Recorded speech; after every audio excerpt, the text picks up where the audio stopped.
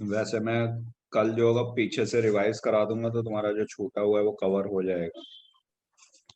Okay sir. तो हम लोगों ने फाइलम एस्केलमेंथीज तक कर लिया था। इसके मेंबर्स आप लोगों को याद हो गए? अप टू एस्केलमेंथीज मेंबर्स सारे याद हो गए आप लोगों को? Yes sir. Ashaniya, Mahi, yes sir, थोड़े थोड़े हो। माही आपको? नो सर, थोड़े थोड़े। अच्छा, सीलेंट्रेटा के मेंबर्स कौन कौन से हैं? What are the members of phylum Coelenterata? Sir Ctenoplana Physalia, yes. And Pleurobrachia. Pleurobrachia तो टीनोफोरा का मेंबर है ना। सीलेंट्रेटा, निडेरिया और ओ Coelenterata. Sir, sorry sir, Coelenterata का। सर हाँ फाइसेलिया, गो गॉर्गोनिया, हाँ देन पिनेटुला, हाँ एडेम्सिया। हाँ। एडेम्सिया इज साइंटिफिक नेम है, इसका कॉमन नेम क्या है? Sir sea anemone. यस। और ब्रेन कोरल किसे कहते हैं? Sir Meandrina. मेम्ब्रेना, यस। और फाइजेलिया का कॉमन नेम क्या है? Portuguese Portuguese man man of of war. War. Yes. तो इसके लिए निमोनिक एसिलेंट ट्रेट्स के मेंबर्स के लिए mean Adam got pen in physics. Mean से मतलब वैसे मीन मतलब ही से होता है मीनिंग, लेकिन यहाँ पर मीन का मतलब होगा एवरेज। तो एवरेज लोगों को फिजिक्स में दर्द होता है या फिजिक्स से डर लगता है, तो उसके लिए है ये। तो mean Adam got pen in physics.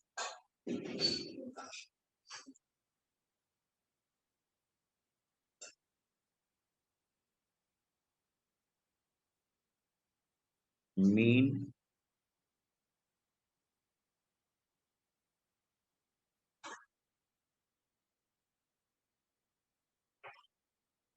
ये एन फॉर नेस्ट है, एम नहीं है, mean. M E A N, mean. Adam, Adam and Eve चूंकि पहला आदमी था इसलिए Adam, mean Adam got, GOT got pen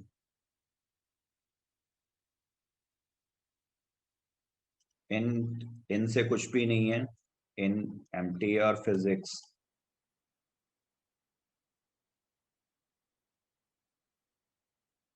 तो मीन से हो जाएगा मीनड्रेना या ब्रेन कोरल। एडम से हो जाएगा Adamsia, that is sea anemone commonly known as. इनके कॉमन नेम भी पता होने चाहिए। और गॉड से हो जाएगा गॉर्गोनिया।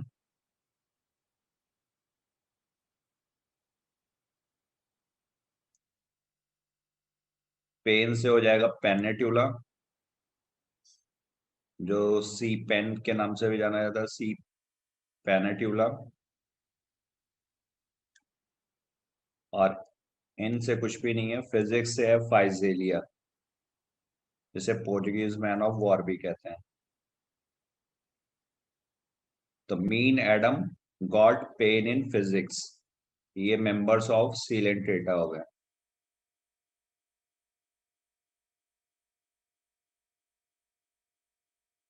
सीलेंट्रेटा के बाद नेक्स्ट जो था that was Ctenophora.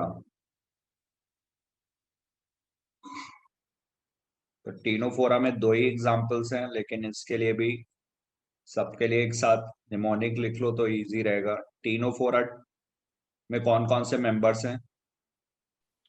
Sir pleurobrachia and यूरोबैशियन, टीनोप्लाना। टीनोप्लाना। यस। तो 10 है इसमें, टीनो 10 से शुरू है, तो 10 + 10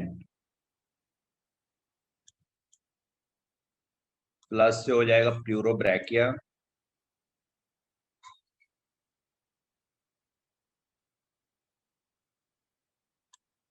फ्लोरोब्रैकिया, और इससे हो जाए 10 से हो जाएगा टेनोप्लाना।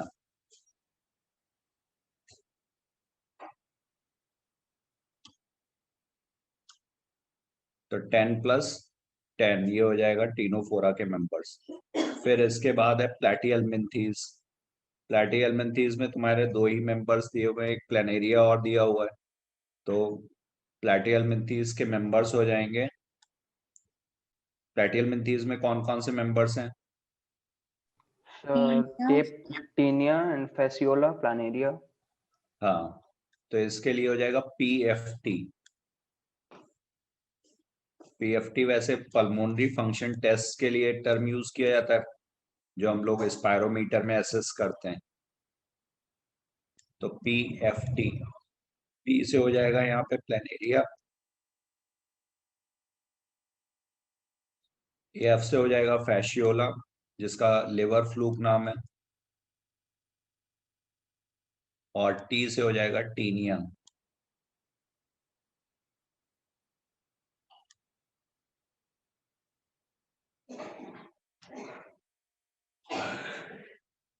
यहाँ पे प्लैटिहेल्मिन्थीज में जो टीनिया वगैरह है इनकी, ये इनके लिए एक टर्म और यूज किया जाता है, digenetic. These are digenetic parasite. जैसे मलेरिया का भी जो पैरासाइट होता है प्लाज्मोडियम, वो भी कैसा होता है? डाइजेनेटिक। तो डाइजेनेटिक और मोनोजेनेटिक का मतलब क्या होता है, पता है या बताना है? मोनोजेनेटिक और डाइजेनेटिक ये इंपॉर्टेंट टर्म्स हैं, पैरासाइट के लिए यूज किए जाते हैं। तो बता दीजिए। डाई मीन्स होता है टू। तो जिस पैरासाइट को अपनी लाइफ साइकिल कंप्लीट करने के लिए दो होस्ट की जरूरत पड़ेगी उसे बोलते हैं डाइजेनेटिक, और जहां पर सिर्फ सिंगल होस्ट से काम चलेगा उसे बोलते हैं मोनोजेनेटिक। जैसे एस्केरियासिस जो डिजीज है, एस्केरिस, उसकी पूरी लाइफ साइकिल एक ही होस्ट में कंप्लीट होती है, तो उसे बोलते हैं मोनोजेनेटिक। और ये टीनिया, फैशियोला, ये सब जो है ये दो होस्ट रिक्वायर करते हैं, तो इसलिए इनको बोला जाता है डाइजेनेटिक। ठीक है, तो डाइजेनेटिक और मोनोजेनेटिक ये टर्म्स इंपॉर्टेंट थे, इनके मीनिंग पता होने चाहिए। ये यहाँ पर नहीं यूज हुए बट एनसीईआरटी में ही है, इसलिए पता होना चाहिए। ये प्लैटिहेल्मिन्थीज के मेंबर्स हो गए फैशियोला और टीनिया, PFT। अब प्लैटिहेल्मिन्थीज के बाद नेक्स्ट था एस्केल्मिन्थीज।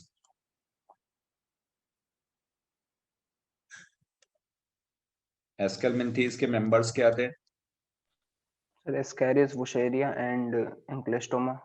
हाँ, तो एस्केल आस्ड,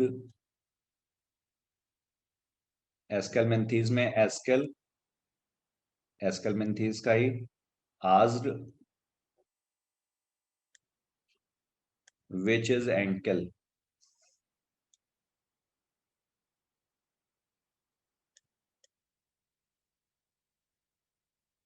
तो आस्ड से हो जाएगा एस्केरिस, विच से हो जाएगा वूचरेरिया,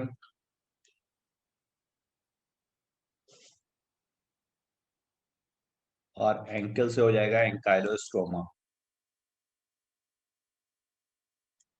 एंकाइलोस्टोमा का कॉमन नेम क्या है? हुकवाम। यस, hookworm, यस, तो इसे हुकवॉर्म कहेंगे। और वूचर एरिया में दो स्पीसीज हैं जो इंपॉर्टेंट होती हैं, जो फाइलेरिया डिजीज कॉज करती हैं। कौन कौन सी हैं पता है? elephantiasis, हाँ, एलिफेंटियासिस डिजीज होती है, लेकिन वूचर एरिया की दो स्पीसीज से होती है ये।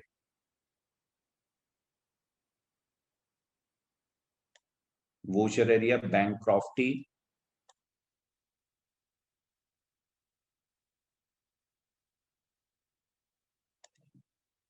और वूचर एरिया मैलेई।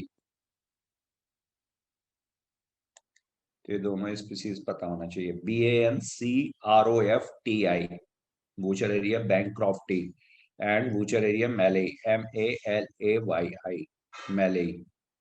तो ये सारे हमारे मेंबर्स हो गए एस्केल्मेंथीज तक। आज हम लोगों को एनालिडा तक, एनालिडा स्टार्ट करना है। तो ये निमोनिक आप लोग सारे एक जगह एक पेपर में नोट कर लेना, और उसी के नीचे सारे एग्जांपल्स। फाइलम पोरीफेरा, पोरीफेरा के लिए जो निमोनिक है, सीलेंट्रेटा के लिए जो निमोनिक है, टीरोफोरा के लिए जो निमोनिक है, प्लैटिहेल्मिन्थीज के लिए निमोनिक है। ये हार्डली 2 पेज में ये सारा आ जाएगा। ठीक है, तो वो आगे पीछे A4 साइज का पेपर लेकर के या फिर 2 A4 साइज के पेपर लेकर के सामने जहां पर आपका स्टडी टेबल हो उसके सामने इसको स्टिक कर दो और उसको देखते रहो। दिन में 3-4 बार देखोगे, जब भी बैठो उसको एक बार रिवाइज कर लो, तो ये तुम्हारा पूरा एनिमल किंगडम जो है वो आसानी से तैयार हो जाएगा। वरना एक एक बार में अगर याद करने की कोशिश करोगे पूरा एनिमल किंगडम, तो वो फिर पेन ही देगा तुमको याद तो होने जरा। सर दोनों में से किस वुशेरिया से फाइलेरिया होता है? दोनों से ही होगा, ये दोनों स्पीसीज ही रिस्पॉन्सिबल है, बुचेरेरिया बैंक्रॉफ्टी एंड बुचेरेरिया मैली।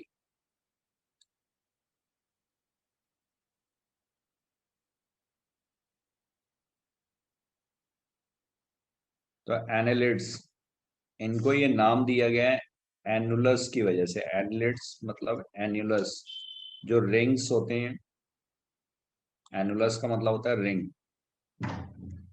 तो अगर हम इस ऑर्गेनिज्म को देखें, चाहे अर्थवर्म को देखें या और भी इसके जो एग्जांपल्स हैं उनको अगर हम देखें, तो ये रिंग्स जैसे मेटामियर्स होते हैं, सिंगल सेगमेंट्स, और ये रिंग शेप में होते हैं। तो इस वजह से इसको नाम दिया गया ये एनालिडा। और यहाँ पर लेवल ऑफ ऑर्गेनाइजेशन जो होगा वो हमारा organ system level of organization होगा। ये जैसे ये लीच दिया हुआ है, तो इसमें भी ये इंडिविजुअल जो सेगमेंट्स हैं, जो छोटे छोटे सेगमेंट्स दिखाए गए, ये रिंग के फॉर्म में है इस तरह से।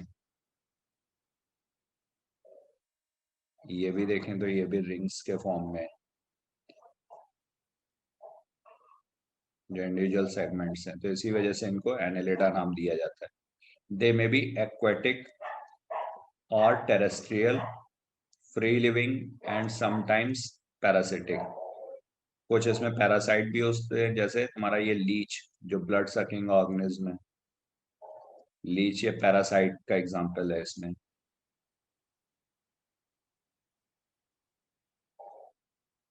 अच्छा, कौन सा इनवर्टिब्रेट है विच कैन फ्लाई, मतलब एरियल हैबिटेट शो करता है? The example of invertebrate which can fly, वो किस फाइलम को बिलोंग करेगा?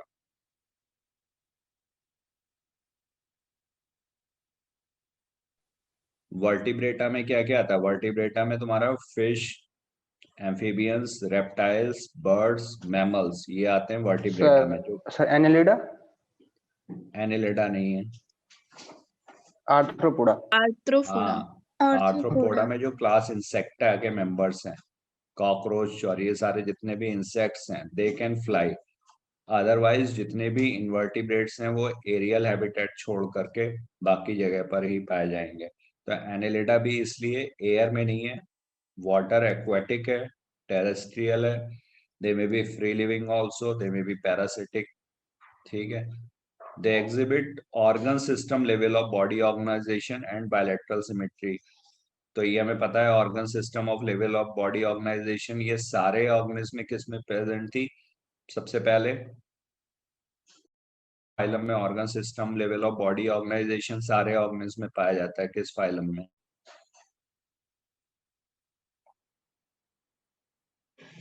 प्लेटिहेल्मिन्थीज में कैसा था? प्लेटिहेल्मिन्थीज में Organ. ऑर्गन लेवल था, ठीक है।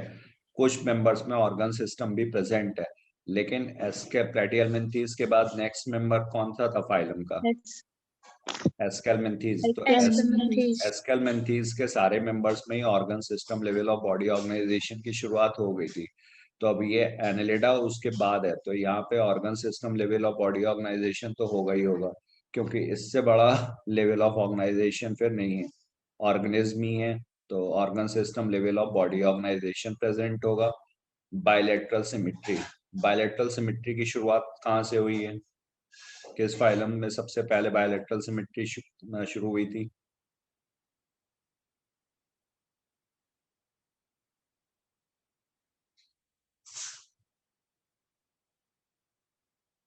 रेडियल सिमेट्री हमारी सीलेंट्रेटा में थी और टीनोफोरा में थी। बाकी फिर रेडियल सिमेट्री जो है वो इकानोडर्मेटा में होती है। हालांकि Platyhelminthes. हाँ, प्लेटियल मिंथीज से बायलैटरल सिमेट्री शुरू हो गई है। तो बायलैटरल सिमेट्री प्लेटी में भी होगी, एस्केलमेंथीज में भी होगी, एनालिड्स में भी होगी, आर्थ्रोपोडा में भी होगी, मोलस्का में भी होगी, काइनोडर्मेटा में भी होगी और हेमिकॉर्डेटा और कॉर्डेटा में भी होगी।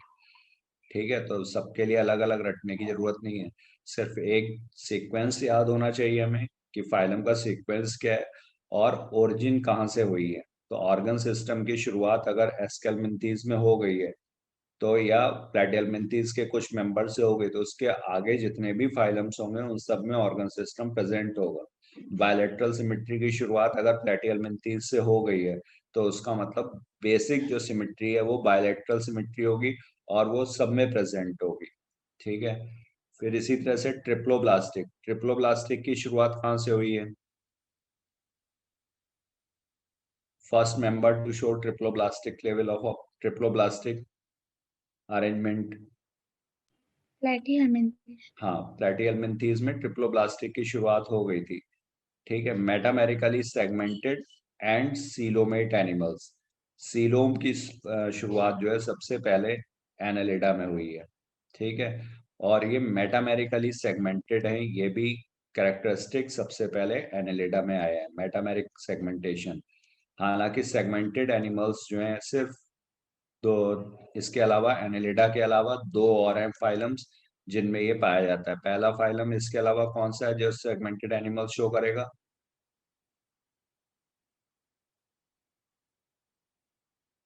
पीछे हम लोग डिस्कस कर चुके हैं ये।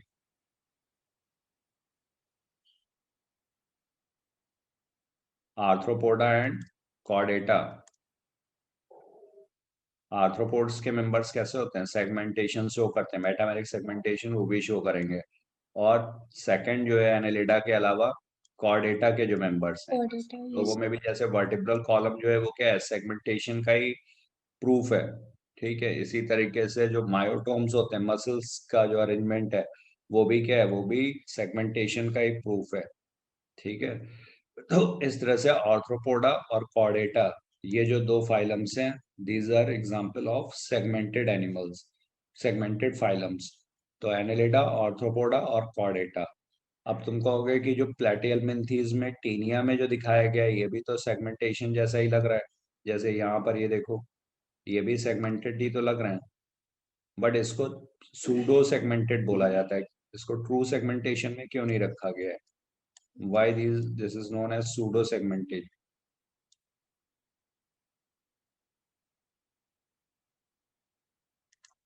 इसको सूडो सेगमेंटेशन क्यों बोला गया है?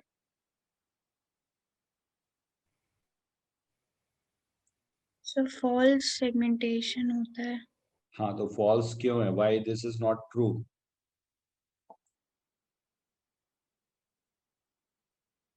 क्योंकि इसमें जो सेगमेंटेशन आपको दिखाई पड़ रहा है ये सिर्फ बाहर की तरफ है, एक्सटर्नली प्रेजेंट है, पहली चीज।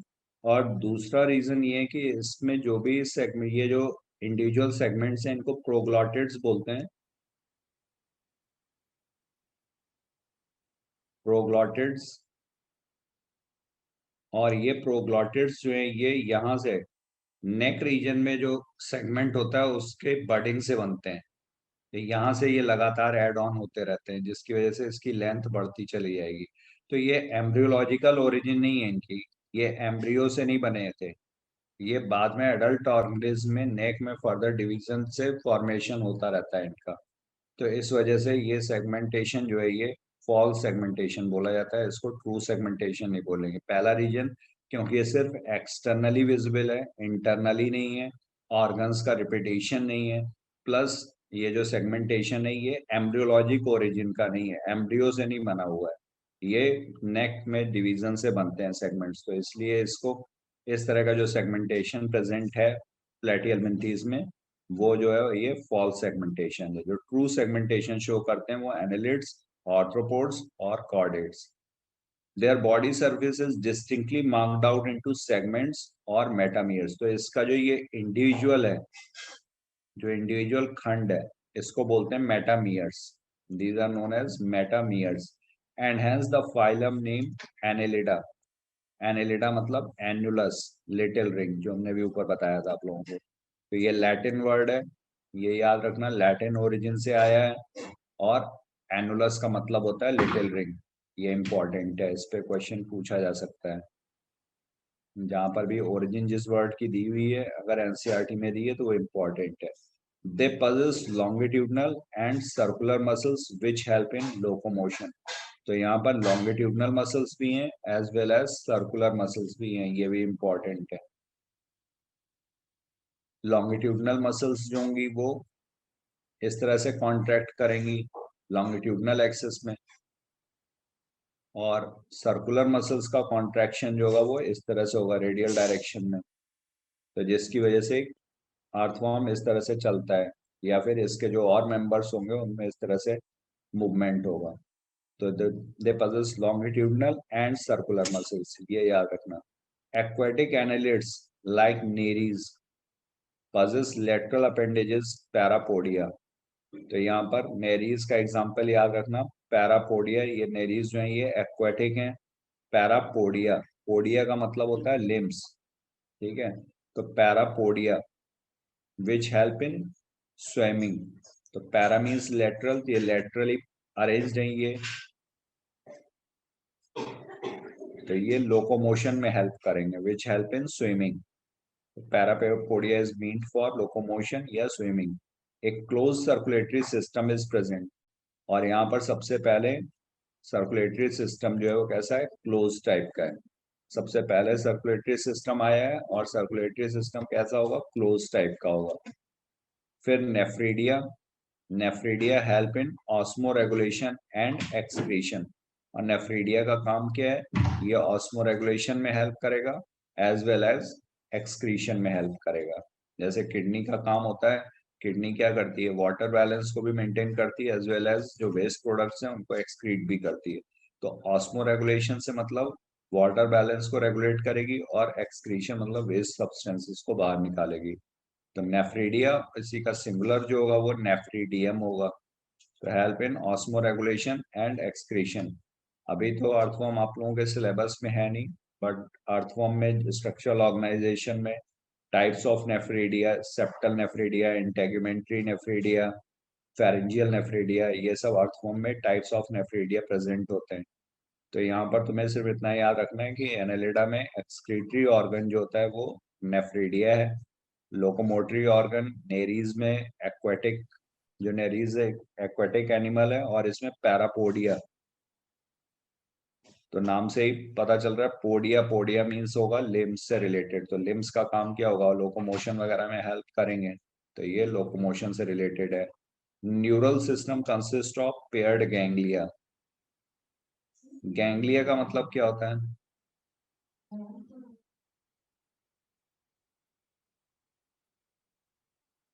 गैंग्लिया का मतलब होता है collection of nerves, nerve sales.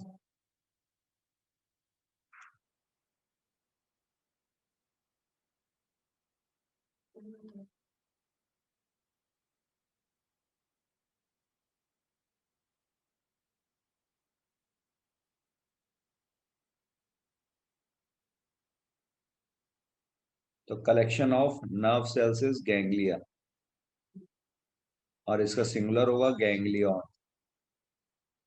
Connected by lateral nerves to a double ventral nerve cord.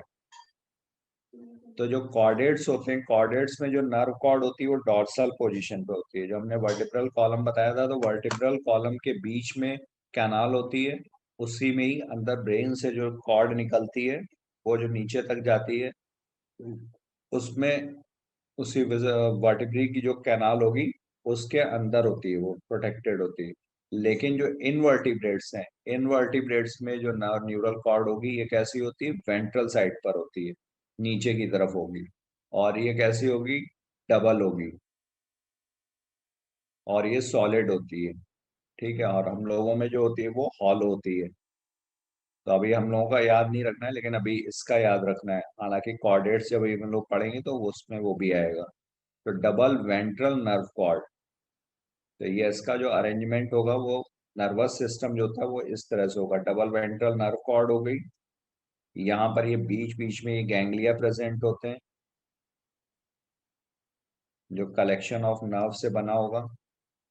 इससे फिर ये नर्व्स निकलती हैं, और हेड रीजन में एक ये गैंग्लिया नीचे की तरफ होगा और एक ये ऊपर डॉर्सल साइड में होता है, बीच में तो ऑर्गन्स होंगे, ठीक है, ऑर्गन के ऊपर की तरफ होगा और इसको लेटरली इस तरह से कनेक्टेड रहता है वेंट्रल वाले से। तो ये वाला जो होता है ये तुम्हारा बनाता है ब्रेन, ब्रेन के इक्विवेलेंट होता है, क्योंकि यहाँ पे डिफरेंट रीजन, हेड रीजन से भी नर्व्स आकर के मिल रही होंगी। आईज वगैरह जो होते हैं, जो फोटो सेंसिटिव स्ट्रक्चर है वहां पर भी उससे भी नर्व्स आती हैं, माउथ पार्ट्स जो है वहां से आ रहे होंगे। तो ये सब जो मिल करके ब्रेन की तरह ये काम करता है, क्योंकि ये सेंसरी रिसेप्टर्स भी लेगा प्लस यहाँ से मोटर्स भी निकलेंगी। मोटर फाइबर्स मतलब जो इम्पल्स ला रहा होगा वो सेंसरी, और जो ले जा रहा होगा यहाँ से रिस्पॉन्स लेकर के जा रहा होगा उसे मोटर फाइबर। तो जैसे ब्रेन होता है, ब्रेन में सेंसरी इनपुट्स भी पहुंचते हैं, प्लस ब्रेन उसकी एनालिसिस करता है, फिर वहां से मोटर रिस्पॉन्स भी निकलता है। तो उसी तरीके से ये काम कर रहा होता है। तो ये इसका नर्वस सिस्टम है। जैसे हम लोगों में ब्रेन है, ब्रेन के नीचे फिर स्पाइनल कॉर्ड है, फिर उससे ब्रेन से जो नर्व्स निकलती हैं उनको क्रेनियल नर्व्स बोला जाता है, जो स्पाइनल कॉर्ड से निकलती हैं उनको स्पाइनल नर्व्स बोला जाता है। तो यहाँ पे उतना कॉम्प्लिकेटेड नहीं है, बट शुरुआत हो गई है नर्वस ब्रेन वगैरह की। तो ये गैंग्लिया, गैंग्लिया से मिलकर के बनेगा ब्रेन।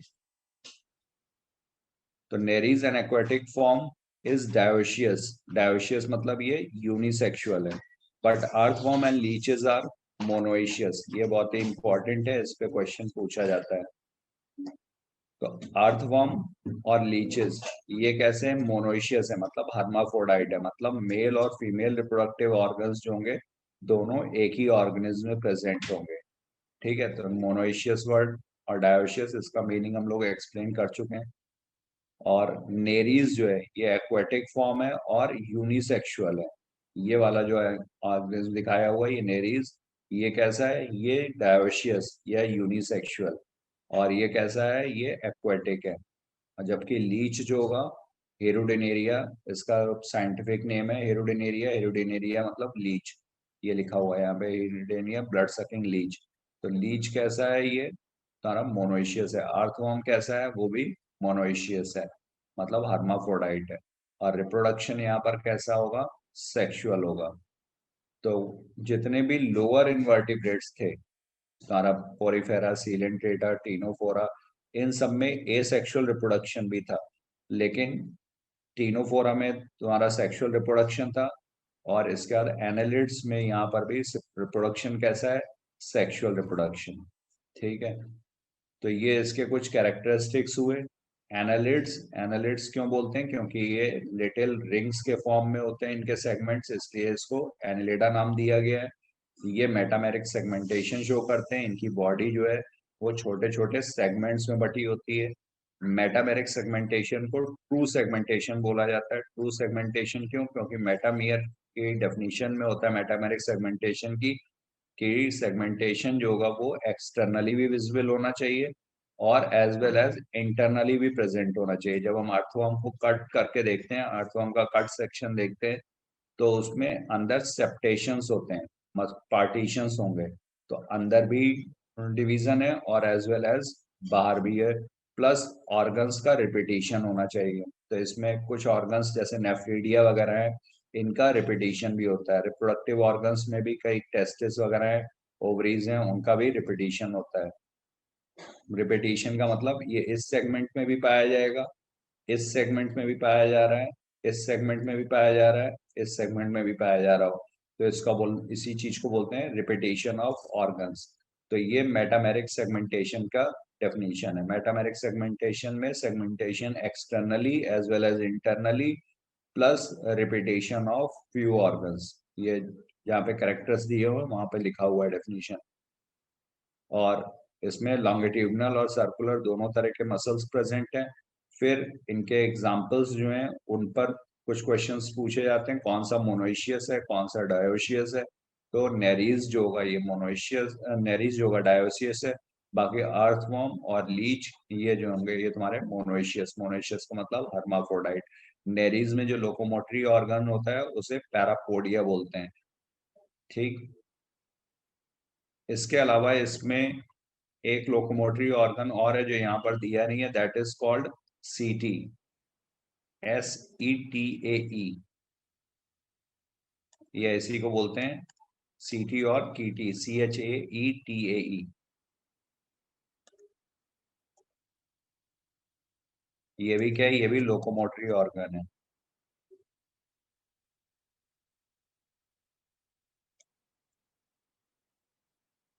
ये अर्थवर्म वगैरह में प्रेजेंट है, हर सेगमेंट में होते हैं अर्थवर्म में। तो ये हो गया तुम्हारा एनेलिडा। एनेलिडा समझ में आया? किसी को कोई डाउट तो नहीं, कुछ पूछना हो?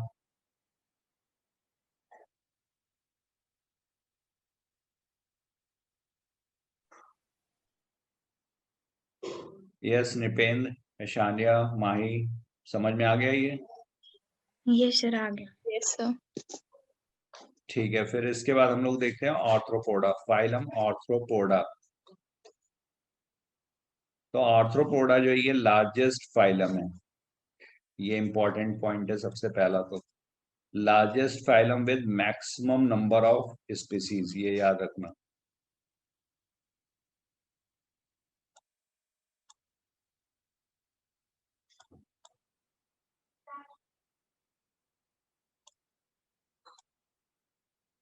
With maximum number of species, क्योंकि यहाँ पर जो इंसेक्ट्स हैं, क्लास इंसेक्टा जो है, इसके मेंबर्स बहुत ज्यादा हैं। तो over 2/3 of all named species on earth are arthropods. तो यहाँ पर ये लिखा हुआ है, ये इंपॉर्टेंट है ये पूरा।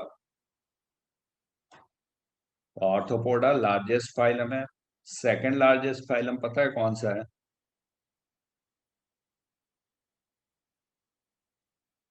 मोलस्का।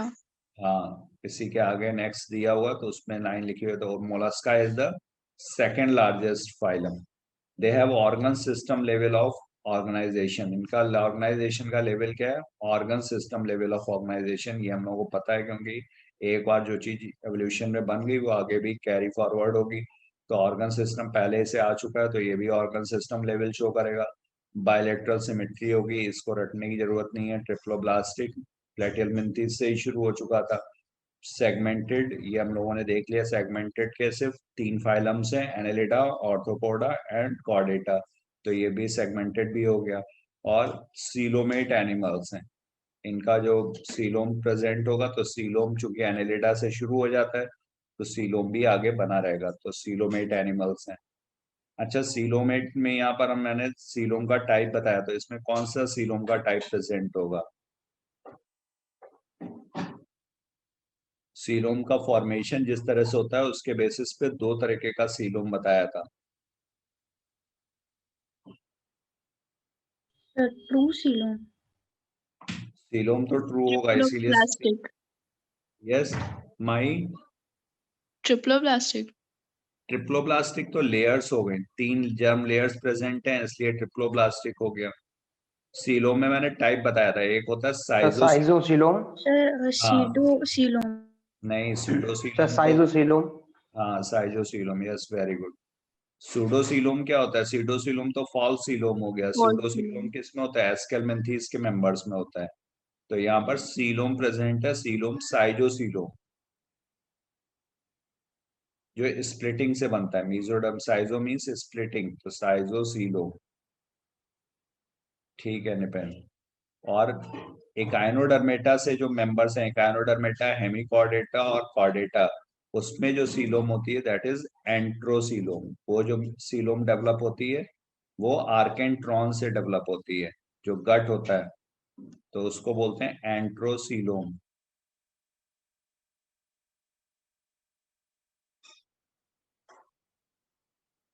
तो अभी तुम्हें सिर्फ खैर इतना ही याद रखना है कि ये सीलोमेट है। ठीक।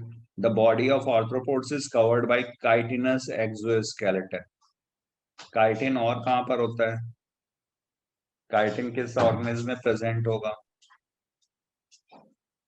एल्गी के सेल वॉल में। एल्गी नहीं,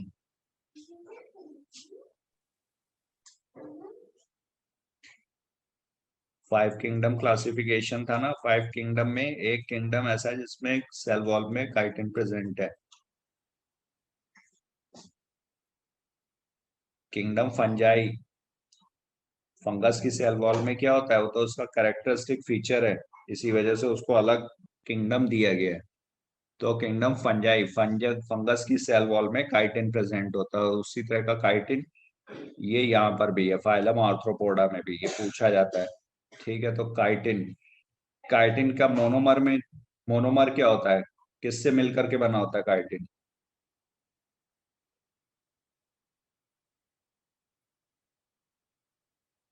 बैक्टीरियल सेल सर वॉल में आता है ना, कैल्शियम बैक्टीरियल सेल वॉल में पेप्टाइडोग्लाइकेन का बना होता है। पेप्टाइडोग्लाइकेन में नाम और नाग, NAM और NAG, ये क्या होते हैं, बैक्टीरियल सेल वॉल में प्रेजेंट होते हैं, नाम और नाग। और इसमें DAP भी होता है। तो ये हो गया बैक्टीरियल सेल वॉल में। और इसी के बाद नेक्स्ट जो होता है वो फंगस, फंगस में इन तीन में से एक होता है, वो कौन सा है?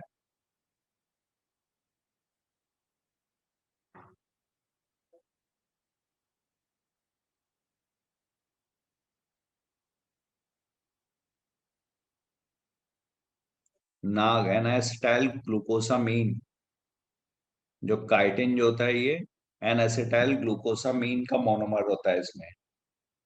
ठीक है, तो body consist of head, thorax and abdomen. तो इसमें अगर हम देखें तो बॉडी जो होगी ये हेड, और ये इसका थोरैक्स रीजन हो गया, और ये इसका एब्डोमिनल रीजन हो गया।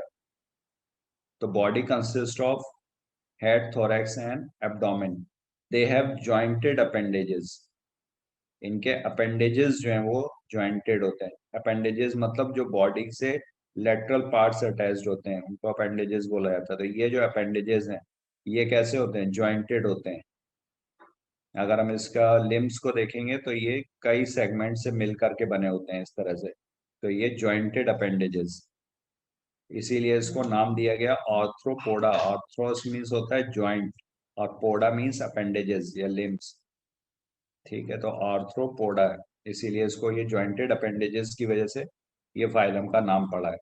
रेस्पिरेटरी ऑर्गन्स, रेस्पिरेटरी ऑर्गन्स क्या है, गिल्स हैं, बुक गिल्स हैं, बुक लंग्स हैं, या फिर ट्रैकियल सिस्टम है। ठीक है, तो गिल्स, बुक लंग्स और ट्रैकियल सिस्टम। तो ट्रैकियल सिस्टम ये सब किस में प्रेजेंट है, ये इंसेक्ट्स में, कॉकरोचेस वगैरह होते हैं उनमें ट्रैकियल सिस्टम होता है। बुक लंग्स जो होते हैं ये तुम्हारा जो स्कॉर्प में, ये तुम्हारा जो मकड़ी होती है उसकी फैमिली में है बुकलम्स, रेस्पिरेटरी ऑर्गन। और इसका स्ट्रक्चर जो होता है वो बुक के जैसा होता है, बुक के पेजेस की तरह, इस तरह से ये बुक के पेजेस जैसे अरेंज होते हैं, इस वजह से इसको नाम दिया गया बुकलम्स। तो ये इसके रेस्पिरेटरी ऑर्गन्स याद रखना, gills, book lungs and tracheal system, ये इंपॉर्टेंट है। Circulatory system is of open type. Open type circulatory system का मतलब क्या हुआ? So directly bath on blood, in blood. जिसमें ब्लड वेसल्स एब्सेंट होंगे, सर्कुलेटरी सिस्टम ओपन टाइप का है, इसका मतलब इसमें ब्लड वेसल्स एब्सेंट होते हैं। ये डायरेक्ट ब्लड में इसके जो और सेल्स होंगे या टिश्यूज होंगे, ऑर्गन्स होंगे, वो डायरेक्टली ब्लड में बात कर रहे होंगे। तो sensory organs like antenna, eyes, statocyst are present. और सेंसरी ऑर्गन्स कौन कौन से हैं? एंटीना, जो कॉकरोच होता है, कॉकरोच को देखा होगा अपने, एंटीना मूव करता रहता है, ये जो इस तरह के स्ट्रक्चर्स हैं इसको बोलते हैं एंटीना। ये जैसे ये एंटीना, ठीक है, तो ये एंटीना हो गया। आईज, आईज यहाँ पे सिंपल और कंपाउंड दोनों तरीके की पाई जाती हैं आर्थ्रोपोडा में। कंपाउंड आईज जो है वो ओमेटिडिया से मिलके बनी होती हैं, कंपाउंड एंड सिंपल, ये दोनों तरह की आईज हैं। स्टैटोसिस्ट, स्टैटोसिस्ट क्या है, ये बैलेंसिंग ऑर्गन है जो बैलेंस का काम करेगा, बैलेंस मेंटेन करने का। तो सेंसरी ऑर्गन्स, एंटीना हो गया, आईज हो गए, और statocyst. Excretion takes place through malpighian tubules. और जैसे नेफ्रेडिया जो था वो एक्सक्रीटरी ऑर्गन था हमारा एनेलिडा में, उसी तरीके से आर्थ्रोपोडा में जो एक्सक्रीटरी ऑर्गन है दैट इज मेलपिजियन ट्यूब्यूल्स। मेलपिजियन ट्यूब्यूल्स ये ट्यूब लाइक स्ट्रक्चर्स होते हैं जो बॉडी कैविटी में प्रेजेंट होते हैं, और ये डायरेक्ट फ्लूइड चूंकि वहीं पे प्रेजेंट है तो उससे वेस्ट मटेरियल को रिमूव करते रहते हैं और बाकी को जीआईटी में फिर पहुंचाते हैं। They are mostly dioecious, mostly ये कैसे हैं, यूनिसेक्सुअल होते हैं। Fertilization is usually internal, body के अंदर होगा। They are mostly oviparous. Oviparous का मतलब क्या हुआ? एग एग हाँ, ले egg laying। Egg egg producer. जो एग्स देते हैं, एग्स प्रोड्यूस करेंगे, एग लेइंग। ठीक है। और विविपेरस क्या होता है? एक टर्म और होता है विविपेरस। बेबी पैदा करते हैं। हाँ, विविपेरस। विविपेरस का मतलब क्या हुआ? विविपेरा वर्ड इसी से रिलेटेड है, विविपेरस से ही। ओविपेरस डायरेक्ट या बेबी प्रोड्यूस करेंगे। Yes sir, direct babies. Which give birth to young ones, जो डायरेक्ट यंग वंस को प्रोड्यूस करते हैं। Which give birth to young ones, note कर लो ये। Oviparous, viviparous, which give birth to young ones, जो young ones को produce करेंगे। और एक और होता है ओवोविविपेरस। ओवोविविपेरस का क्या मतलब हुआ? बोथ करते होंगे। बोथ इन, प्रोड्यूस तो एक ही होगा ना बाहर।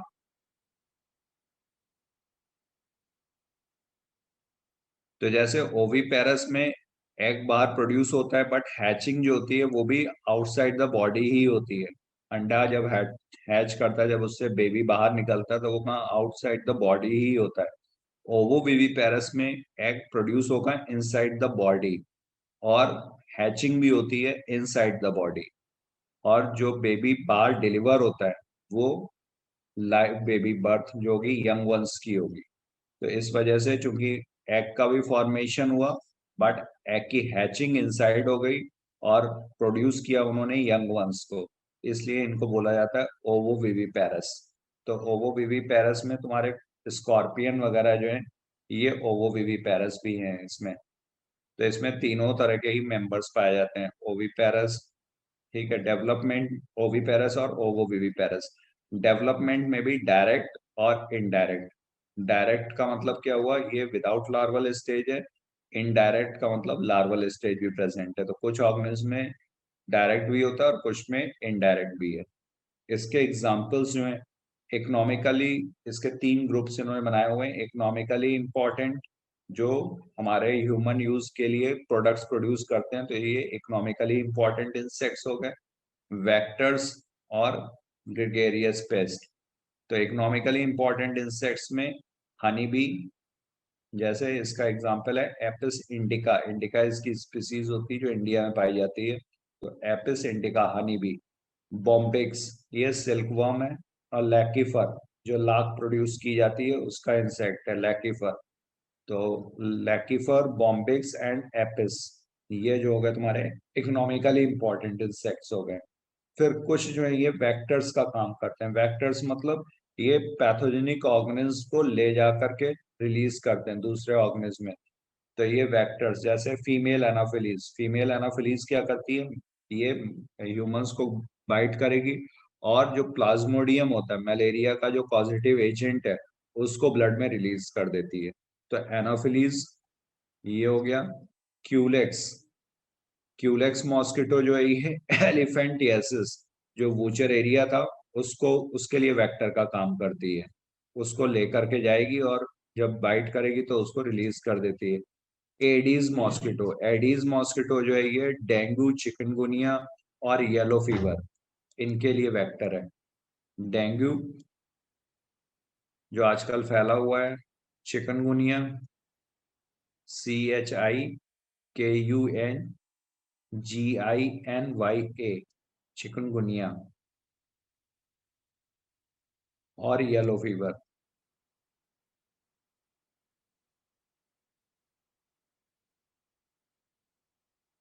ये सारे फीवर्स जो हैं ये एडीज मॉस्किटो से फैलते हैं।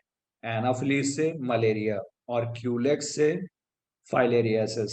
डिजीज जो होती है वो होती है, वूचर एरिया को ये ट्रांसफर करेगा, वेक्टर की तरह काम करता है। तो ये तुम्हारे वेक्टर्स इंपॉर्टेंट है, और इनसे जो डिजीजेस स्प्रेड हो रही हैं वो भी इंपॉर्टेंट है, तो ये नोट कर लेना। हालांकि ह्यूमन हेल्थ एंड डिजीज में भी आएंगी ये, और ये एनसीईआरटी में दी नहीं हुई है, लेकिन इन पे पूछा जाता है इसलिए इम्पोर्टेंट है। ग्रेगेरियस पेस्ट, ग्रेगेरियस का मतलब क्या होता है? ग्रुप में रहने वाले। हाँ, जो झुंड में रहते हैं। तो जैसे अभी जो टिड्डी दल, जिसके बारे में पेपर में भी आ रहा था, काफी फैला हुआ था। कानपुर में तो नहीं पहुंच पाया था पूरी तरीके से, लेकिन आसपास के डिस्ट्रिक्ट्स में पहुंचा था। पाकिस्तान में ये अक्सर अटैक करते हैं, पाकिस्तान और उससे जो लगे हुए हमारे इंडियन स्टेट्स हैं जैसे राजस्थान वगैरह, वहां पे पहुंचता था, लेकिन इस बार यूपी में भी आ गया था। तो ग्रेगेरियस पेस्ट, ये पूरे के पूरे झुंड में आते हैं, तो चारों तरफ सिर्फ टिड्डी टिड्डी ही दिखाई पड़ते हैं। लोकस्ट मतलब टिड्डी दल जिसको बोलते हैं हिंदी में। तो ये ग्रेगेरियस पेस्ट कहलाते हैं। झुंड में पेस्ट मतलब जो ये एनोइंग ऑर्गेनिज्म होते हैं, जो हमें किसी ना किसी तरीके से हार्म पहुंचा रहे होते हैं ह्यूमंस के लिए, तो उनके लिए वर्ड यूज किया जाता है पेस्ट। तो ग्रेगेरियस पेस्ट, तो इसमें एग्जाम्पल है हमारा लोकस्टा या लोकस्ट। और एक और एग्जाम्पल इंपॉर्टेंट है, that is living fossil. Living fossil Limulus या किंग क्रैब को बोलते हैं। इसको लिविंग फॉसिल क्यों बोला गया है? फॉसिल तो यूजुअली जीवाश्म का मतलब क्या होता है, जो डेड ऑर्गेनिज्म के अवशेष होते हैं उसको फॉसिल बोलते हैं। तो इसको लिविंग फॉसिल क्यों बोला गया है?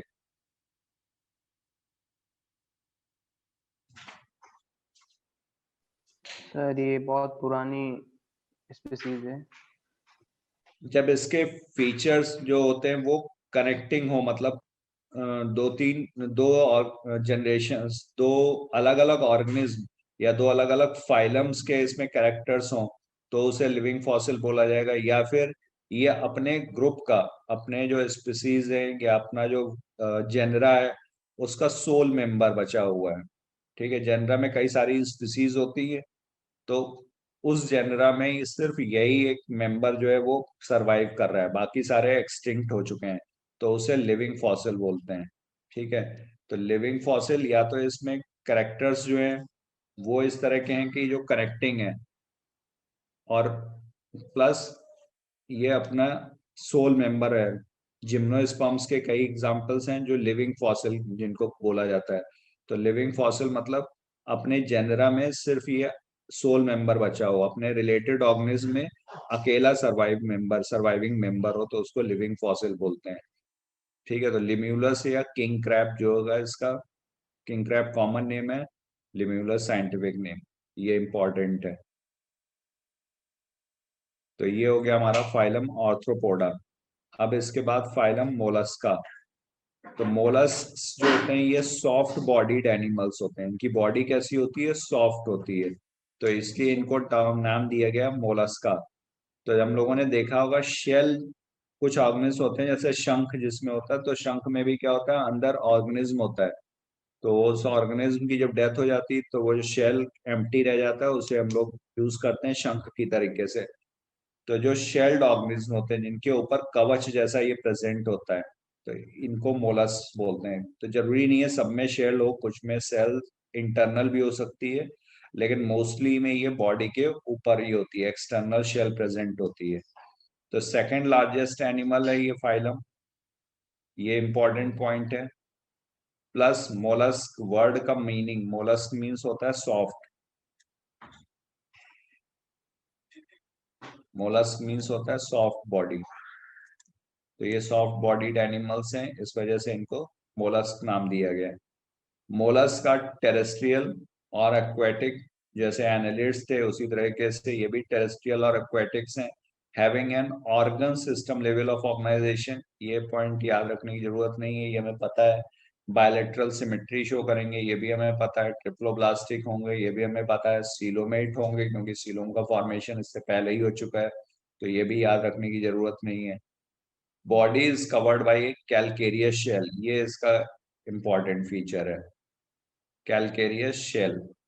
कैलकेरियस मतलब कैल्शियम कार्बोनेट की बनी होती है, इसलिए इसको बोलते हैं कैलकेरियस। CaCO3 लाइम जिसको बोला जाता है चूना, तो CaCO3 की बनी होती है कैल्शियम कार्बोनेट, इसलिए कैलकेरियस शेल। शेल मीन्स कवच। And is unsegmented. और कैसा होता है? अनसेगमेंटेड होता है। तो ये भी अनसेगमेंटेड भी रटने की जरूरत नहीं है। सेगमेंटेड में हम लोगों ने देखा कि कौन कौन से हैं, ये आर्थ्रोपोडा, एनालेटा और कॉर्डेटा, ये सेगमेंटेड है। तो ये अनसेगमेंटेड होते हैं with A distinct head, muscular foot and विस्ट्रल hump. तो इसमें हेड होगा, मस्कुलर फुट होगा और विस्ट्रल हम्प होगा। तो मस्कुलर फुट ये वाला जो रीजन होता है इसको बोलते हैं,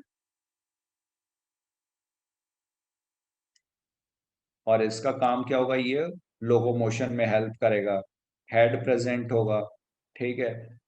और विसरल हम्प, अगर हम लोग पाइला का कट सेक्शन देखेंगे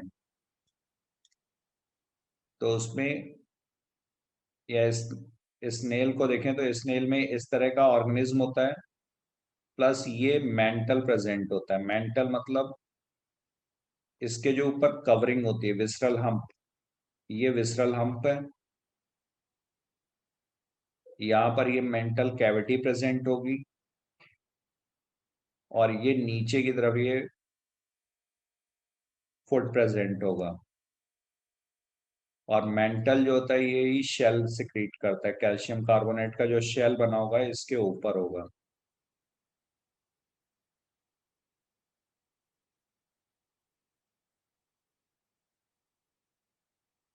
तो मेंटल क्या है? Mental is skin fold which is covering the visceral hump. Visceral hump क्या होता है? विसरल हम्प जो विसरल ऑर्गन्स होते हैं, जो विसरा, विसरा मीन्स ऑर्गन्स, यहाँ पे डाइजेस्टिव ऑर्गन भी होगा, रेस्पिरेटरी ऑर्गन भी होगा, एक्सक्रीटरी ऑर्गन्स भी होंगे।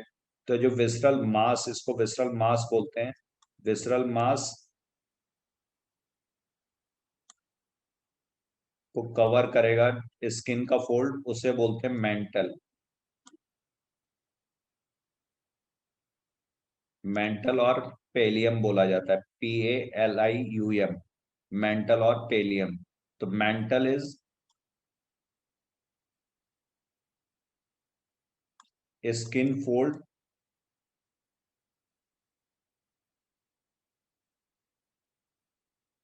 कवरिंग द विसरल हम्प, या विसरल मास जिसको बोलते हैं।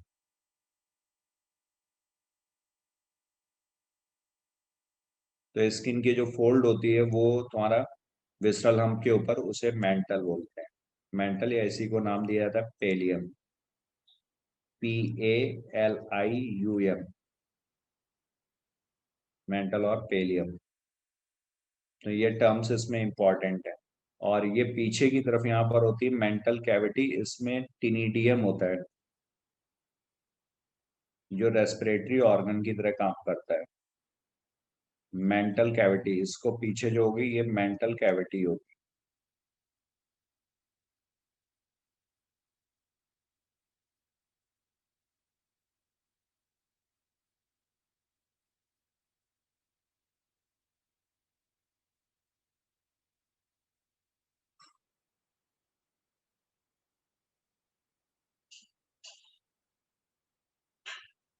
तो बॉडी अनसेगमेंटेड है, head, muscular foot and visceral hump, ये तीन चीजें इसमें प्रेजेंट है। Soft and spongy layer of skin forms a mantle over the visceral hump, ये यहाँ पर लिखा हुआ है। The space between the hump and the mantle is called the mantle cavity, जो ये पीछे की तरफ प्रेजेंट है, and is called the mantle cavity in which feather like gills are present. तो इन्हीं को बोलते हैं टिनिडियम, ठीक है, CTENIDIUM, टिनिडियम इज सिंगुलर। तो ये रेस्पिरेटरी ऑर्गन की तरह काम करेगा। They have respiratory and excretory functions, और इनके फंक्शंस कैसे हैं? रेस्पिरेटरी फंक्शन भी है और एक्सक्रीटरी फंक्शंस भी है। The anterior head region has sensory tentacles, और एंटीरियर रीजन में क्या है? सेंसरी टेंटिकल्स होते हैं, यहाँ पर ये सेंसरी टेंटिकल्स होंगे। The mouth contains a file-like rasping organ for feeding called radula, और माउथ के अंदर रैस्पिंग ऑर्गन है। रैस्पिंग का मतलब क्या होता है? खुरचने वाला, ठीक है। रेस्पिंग मीन्स खुरचना।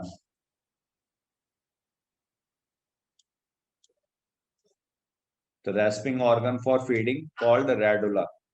तो रेडुला जो होगा ये खुरचने वाला ऑर्गन होता है, ये माउथ में प्रेजेंट होगा, तो ये इंपॉर्टेंट है। तो रेडुला मोलस्का में प्रेजेंट है और ये यूजुअली कैसे हैं, डायोशियस हैं, मतलब यूनिसेक्सुअल हैं, ओविपेरस हैं with indirect development, not always, usually. ये सब टर्म्स याद रखना क्योंकि कंफ्यूज करते हैं इसमें, ऑलवेज लिख देंगे फिर यूजुअली।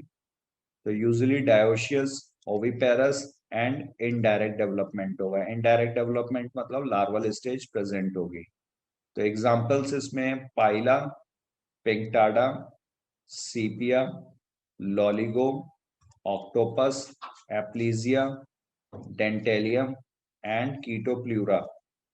तो हमने बताया था आगे जैसे जैसे पढ़ते जाओगे एग्जांपल्स बढ़ते जाएंगे, तो ये सारे नाम तुम्हें याद होने चाहिए। Pila apple snail, pinctada pearl oyster, sepia cuttlefish, loligo squid, octopus devilfish, aplysia sea hare, dentalium tusk shell and chaetopleura is chiton. याद करने की कोशिश करना, नहीं होगा तो फिर हम इसका भी निमोनिक बताएंगे। ठीक, अब इसके बाद फाइलम एकाइनोडर्मेटा। तो एकाइनोडर्मेटा, डर्मा मीन्स होता है स्किन, जैसे जो स्किन के स्पेशलिस्ट डॉक्टर होते हैं उनको क्या बोलते हैं, डर्मेटोलॉजिस्ट। ठीक है, तो एकाइनोडर्मा, एकाइनस मतलब होता है स्पाइनी, तो इनकी बॉडी जैसी होती है, स्पाइनी होती है। जैसे ये देखें अगर हम स्टार फिश को, तो ये क्या है, ये स्पाइंस जैसे दिखाई पड़ रहे हैं, छोटे छोटे कई। तो इनकी बॉडी कैसी है, स्पाइनी बॉडी है, इसलिए इनको नाम दिया जाता है echinodermata. These animals have an endoskeleton of calcareous ossicles. Calcium carbonate के ऑसिकल्स होते हैं जो एंडोस्केलेटन बनाते हैं। एक्सोस्केलेटन जो बाहर है, जैसे कोरल्स में क्या था, कैल्शियम कार्बोनेट का एक्सोस्केलेटन था, यहाँ पे एंडोस्केलेटन है कैलकेरियस ऑसिकल्स का, and hence the name echinodermata. Echino means spiny और डर्मा मींस बॉडी, तो स्पाइनी बॉडी, इस वजह से इनको नाम दिया गया। All are marine with organ system level of organisation. तो हमने बताया था ये कैसा है, एक्सक्लूसिवली मैरीन है। एक्सक्लूसिवली मैरीन और कौन सा फाइलम बताया था पीछे,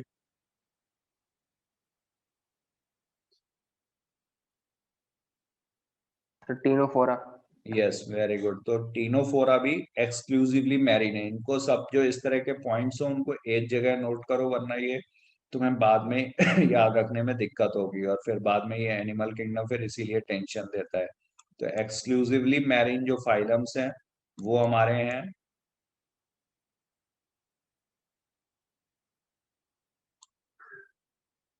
एक्सक्लूसिवली मैरीन का मतलब हुआ सारे के सारे ऑर्गेनिज्म जो होंगे इसमें समुद्री हैं।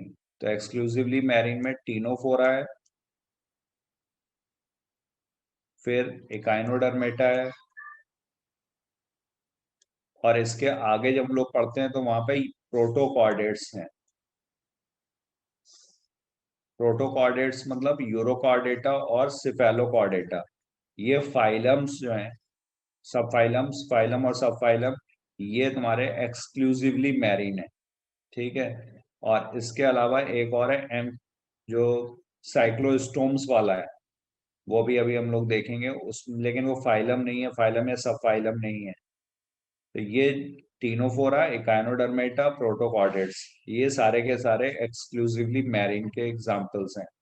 The adult echinoderms are radially symmetrical but larvae are bilaterally symmetrical. ये इंपॉर्टेंट है इसका। वैसे जो बायलैटरल सिमेट्री आ गई है, तो बेसिक प्लान क्या होगा, बेसिक कैसी थी, बायलैटरल, क्योंकि सभी में बायलैटरल सिमेट्री शुरू हो गई थी प्लेटियल मिल्टीज से, तो बेसिक सिमेट्री कैसी हुई, बायलैटरल। लेकिन जो एडल्ट्स होते हैं ये रेडियल सिमेट्री शो करते हैं। तो बेसिक जो होगी वो जो जहां से शुरुआत होती है, तो शुरुआत में कौन बनेगा, लार्वा होगा। तो लार्वा की कैसी होगी, जो बेसिक सिमेट्री थी, तो बेसिक कैसी है, बायलैटरली सिमेट्रिकल, इसको याद रखना। और एडल्ट्स में कैसी होती है, रेडियल सिमेट्रिकल। ठीक है, तो सिमेट्री दो ही तरीके की प्रेजेंट है, अगर सिमेट्री है या तो एसिमेट्रिकल होगा तो वो तो सिमेट्री नहीं है जो, लेकिन सिमेट्री अगर प्रेजेंट है तो रेडियली है या फिर बायलेटरल है, तुम्हारे एनसीईआरटी में जो दी हुई है। तो रेडियल और बायलेटरल दोनों ही इसमें प्रेजेंट है। बेसिक चूंकि बायलेटरल है तो लार्वा की शुरुआत, लार्वा बेसिक ऑर्गेनिज्म हुआ, शुरुआत हुआ, तो वहां पर कौन सी होगी, बायलेटरल होगी। और एडल्ट में कौन सी होगी, रेडियल सिमेट्री शो करेगा। ये इंपॉर्टेंट पॉइंट है।